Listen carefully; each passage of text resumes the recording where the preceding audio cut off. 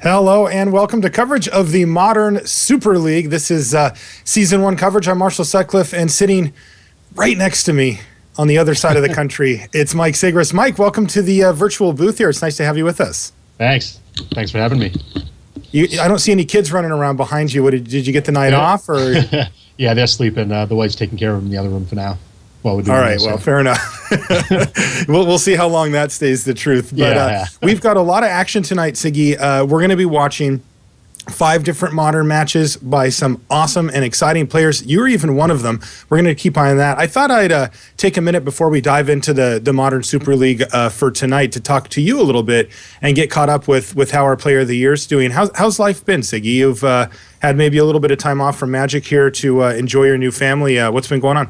Yeah, I'm just spending every day with my kids. I'm loving it. I do miss playing, though. I had to skip a Grand Prix or two to do so. So I'm looking forward to getting back to Milwaukee is the Pro Tour and the Grand Prix in Madison before that.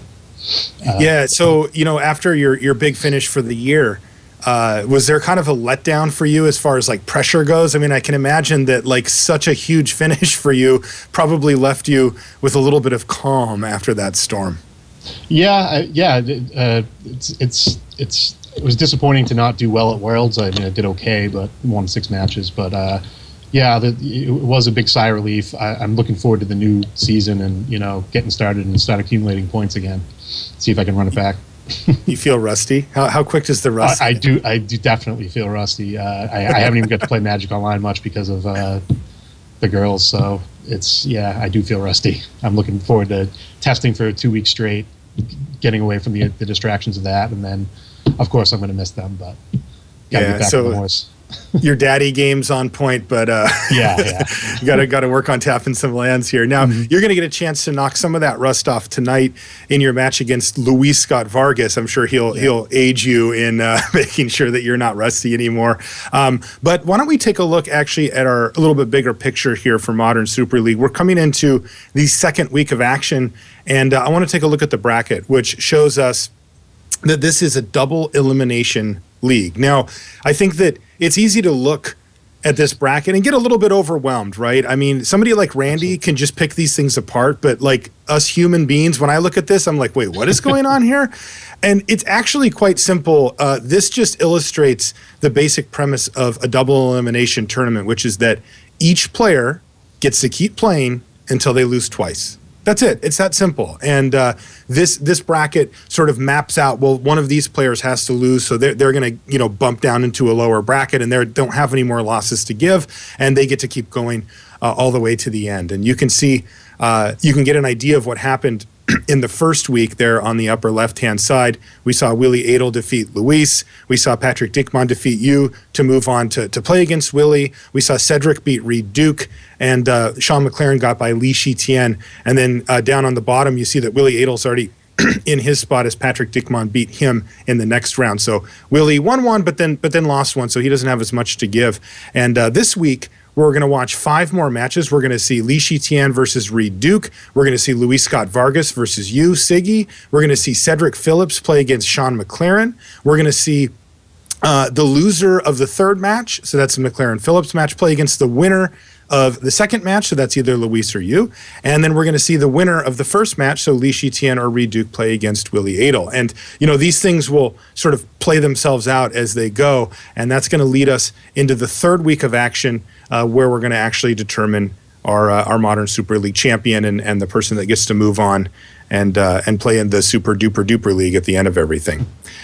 So let's talk about you and what deck you chose here, Siggy. You decided on black-white tokens for this tournament. What made you decide that? I saw that Shahar and Eric Froelich played it at Worlds, and it was kind of interesting to me. So I figured I probably wouldn't play something like that at a Grand Prix or a Pro Tour necessarily, but I'd like to try it in a competitive environment. So I gave it a try, adjusted the list a little bit to my liking, and decided to play with it. I mean, I think a lot of people expected me to play Affinity, and it's not a very good place to be if people expect you to play Affinity and then you do it. And if you look at like Reed's sideboard, it has 4 creeping corrosions, and everyone has hate. 4? Yeah. I missed that in the week one. That's ridiculous. Yeah, especially after. especially Go after ahead. Lantern. Sorry, yeah. Especially Oh, after yeah, Lantern won the Grand Prix the night before the tournament. I knew there would be a couple more artifact hate cards floating around. Yeah, you must have. I think a lot of Affinity players looked at that tournament with a little bit of sideways eyes. They knew there's going to be, and especially the mass removal for artifacts, Yeah. right? The stuff that really puts that deck behind. One of the cards I see, though, in your list, and we got to see you play it last week, was Auriok Champion, which Yeah. is a card you see pop up from time to time in Modern, usually out of the sideboard. What made you put the 4 main deck Auriok Champions in your deck? I assumed that Lishi would be on burn and that there would be 1 to 2 twin decks, and it shuts off the Seaver for that. It's also like okay, not great, but it's okay against Jund decks because it's impossible to remove from those decks other than sweepers. So I figured, have some main deck chance against the burn deck and shut off Deceiver twin combo. That's Is this basically is that a metagame choice for you where you're taking a level of risk, but you know that if it pays off, it'll be big? Yeah, absolutely. I actually pretty much got what I expected out of this. These 8 competitors like the deck list. The only one who surprised me really was Lishi. I assumed he would be on burn or maybe a blue-red deck of some kind. Everyone else I was pretty close. I had them within 2 decks and it was right every time. I figured Cedric would be on Tron or Zoo because I've seen him play Zoo in the past, and he's playing burn kind of with a mixture between burn and Zoo, and then everyone else, a lot of them are kind of predictable. I actually thought Sean would be on a blue-red deck of some type, but I did know that Jund was in his range. So I thought there would be at least 3 Jund black-green decks, and that turned out to be true. So I thought this deck would be a decent matchup against those. Wow, yeah, that's some nice metagaming there.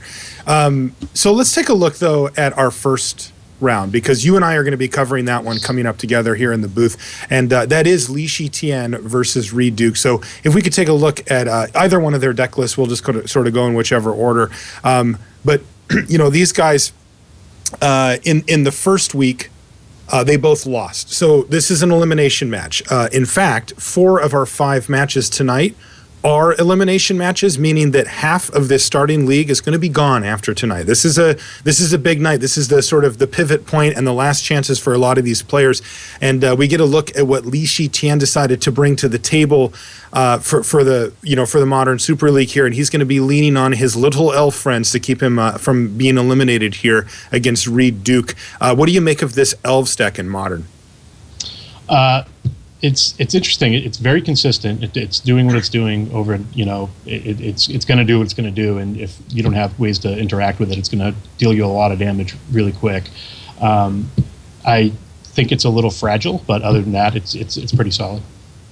Yeah, we've seen it come out to some pretty explosive starts, and it is, of course, using the new card Collected Company or relatively new card, that we've seen quite a bit in Standard these days, and that one seems to be really good in the deck, and then it's got 3 Quarter Callings. Also, looking at the list, I like to pick out the kind of what is this doing here card, and there's Thalia, Guardian of Thraben, hanging out in the main deck. Why is that card in this deck? She's not an elf. I think it's just to shut off the control decks and maybe a cord target for against Storm if Storm came about ad nauseum, anything like that. Okay. Be pretty good against Luis, who's casting a bunch of cantrips in one turn. I know that. Yeah, for sure. The other card that, of course, jumped out was Dwynen's Elite, which is a new card from Origins that seems to have made a big impact here, as it's basically Absolutely. 2 elves for 1 creature. Yeah, it's solid. You lead off with Heritage Druid into that, and that's 3 mana right off the bat. On turn 2, you can have some pretty explosive starts with that card. Yeah, we've seen it do serious work. Of course, you did mention that this deck can be a bit of a glass cannon in that if your opponent's packing, either a lot of spot removal or, God forbid, a sweeper of some sort that they can fire off, you're kind of helpless to it in most scenarios. Yeah, absolutely. Let's see if Reed Duke has any of those in his deck list. Reed, he's one to brew for sure, but he kept it a little closer to the vest this time with his black-green deck. This is sort of the heart of these Jund or Abzan decks. He's just stuck it simple and kept with black-green here. What do you make of his deck? Yeah, it's pretty straightforward. His sideboard is not going to be very good in this matchup. I know that much. He basically doesn't really have anything that's going to impact the match at all. Oh no, he doesn't at all, does he? Nah, no sweepers out of the board. His removal's a little slower than you'd want against an elf deck too. Like, they all cost 2 mana for the most part. He's got 1 Dismember at 1 mana, so I think it's going to be really important for Reed to cast a turn 1 discard spell and follow it up with a Goyf to be able to win this match. And Maelstrom Pulse is going to be his way to get 2 cards for 1 card. That's the closest thing to a sweeper he's got. Okay, yeah, looking at his instance there, you see Slaughter Pact, that costs 3, Abrupt Decay is 2, Victim of Night is 2, Dismember, like you said, is the only 1, but yikes, that looks a little bit slow. And it is interesting to me to see this as well, because, Reed chose to go just black-green. He could have had red, which gives him access to cards like Lightning Bolt, which are, very good at picking off those early threats. And if he goes white, he can even, get cards like Path to Exile, which again are just 1 mana removal spells that can take care of early threats. But he decided not to. He stuck with just black-green. Why do you think he did that? Like, is there a big difference in the mana base between just a black-green or like a black-green red deck? I think it's mostly that the red cards are not particularly well suited against blue decks. Lightning Bolt is just not where you want to be against Snapcaster decks in general. So he took he made the assumption that more people would be playing blue decks, like I imagine he expected Sean to, and just didn't play Lightning Bolt for that reason. But it's also okay to have this build in the mirror match. So I think a lot of us expected both of those decks to be pretty popular, just the blue-red based decks and the black-green based decks. And this deck's a little better suited against those. Bolt's good, but it's not as important as just having removal for like Dark Confidant or whatever. Like, he could have anything for that, and it's not that big of a deal. So if you were to sit down in a mirror, let's say a Jund mirror, you would prefer to have Reed Duke's version of the deck than like a stock Jund list? It's close. Like, Colgan's Command is pretty good. Bolt's fine. I don't think it changes much, is what I mean. It's more that the red is a lot worse against the blue decks, and that you don't lose that much changing to black-green against the other black-green decks. Sure. So, but this is where he feels it, right? Where somebody's trying to put out a bunch of small creatures. Absolutely. This is where he's going to get punished for it. He can't interact with the board early enough, I think, to be able to keep up with Lishi, and Chameleon Colossus out of the sideboard is going to be a big issue. Yeah. Oh man, I forgot about that. We did actually see that on camera last week, but that's pretty nasty. And it does look like, when it comes to sideboarding, Reed does have access in the, green and black has access to pretty much anything that you'd want for the most part. But unfortunately for him, he decided to hit up, like you said, the Lantern and Affinity type decks with the 4 creeping Corrosion, and those are just dead against this matchup. Yeah, absolutely. There's like a lot of times people will hedge a little bit there. They'll have some number of Corrosions and some number of Damnation or something, which is equally good against Affinity. But now that the Lantern deck's a thing, Corrosion is way more important, and having a lot of them is important, because if you don't have one early, or they Inquisition or Thoughtseize, whatever your card is, then they can just keep you off of it with the bells and the Codex Shredders and all that stuff. So it's important to have like a large redundancy of those cards. Now with this matchup, the vibe I've gotten from you so far is that you feel like this favors Lishi Tian. Am I right about that? Yeah, I think it does. Yeah, I do think. And you think he's going to win? I think Lishi will win. Yeah. So, and for the viewers at home watching, you said that you think an early Tarmogoyf after a discard spell is one of the ways that Reed can win. So you're looking for him to have some pressure and back it up rather than try to just play the control game here? Yeah, I don't think he has enough to play the control game against Lishi. He's got a handful of removal spells, but Collected Company is going to be a big issue, and just a long grindy game is not going to favor Reed. Yeah, and I think that we've also seen some of the time that this elf deck can just absolutely go off in one turn too, right? Like where they've got 2 or 3 elves, and then all of a sudden they just spew their hand. They're making a ton of mana. They play Azuri. They overrun 2 or 3 times, and even just those 2 or 3 elves that happen to be sitting there, can get the job done as well. Mm-hmm.